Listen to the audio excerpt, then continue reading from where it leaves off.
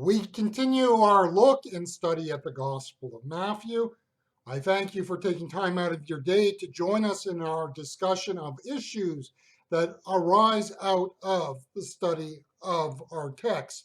Matthew chapter 17 and verse 2, and this is reading from the New Jerusalem Bible. The New Jerusalem Bible. 17 verse 2 says this: There in their presence he was transfigured. His face shone like the sun, and his clothes became as dazzling as light. In Colossians chapter 2 and verse 9, in the New International Version, we have these words written by Paul: In Christ, all the fullness of the deity lives in bodily form. The audacity of the Christian faith is in its claims that God is real and relevant. In the Roman world in which the early church was born, polytheism reigned. The Greco-Roman pantheon dominated mainstream culture. The problem was that these gods were seen as living self-indulgent lives and largely uninterested in everyday in the everyday world of individuals. We know as the church came into being, there were also other religious cults, religious movements emerging and coming to the forefront. So the rise of the early church needs to be seen as in a time, historically and in particular in terms of history of religion, in which the Greco-Roman pantheon was not doing all it could for its people, and other cults and other faiths were coming and testing the waters and growing. What seems to happen is that the self-indulgent gods of the Greco-Roman world were losing their relevancy. Now, put what Paul said in context. God is no longer out there and self-absorbed. What we're saying is, to the person of that day and age, God is interested in me. He has come to earth. The audacity of the Christian faith is that God has come to us.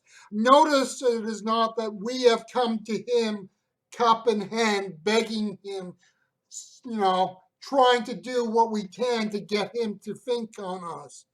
God has come to us. God goes from being out there and in the case of the Gentiles in the early years of the church, being irrelevant. You see, if God is out there, he can be God, but that does not necessarily have a bearing on my life. Think of the position known as agnosticism. To be agnostic is not to be an atheist. An atheist says there's no God, an agnostic says there is a God out there. But it's not really relevant or important. So what? Who cares? He's out there. And in a sense, that is the spirit of which the Roman and Greco-Roman pantheon was experienced in the first centuries of the early church. Yes, God has come to us, but notice also that the coming of God has implications on how I live my life. Is it any wonder that there is a pushback against the idea that God in Christ lives? If God comes, then it has implications for how I live. The disciples went up the mountain with Jesus. In a moment in time, Jesus was transfigured before them. In that moment, they saw who Jesus really was. It is important to note when this event happened. It was not something that Jesus could have done earlier in his ministry. In a way, the disciples and the apostles in particular were not prepared for what they saw that day. And yet, in a way, they were. They had seen and experienced what Jesus could do. In that sense, they were ready. In practical terms, it was about taking the next step forward in their understanding. In fact, it was a major step forward. Notice how it fits into the narrative. Peter in Matthew chapter 16:16. For the first time, somebody acknowledges who Jesus is, in point of fact. And now they are ready to see who Jesus is. The Christian understanding of who and what God is revolutionary. We have a God who is one of us. We can no longer dismiss God as unable to understand who we are and what we are going through. The point is that there's much in the beliefs and practices of our faith that can be found in other religions.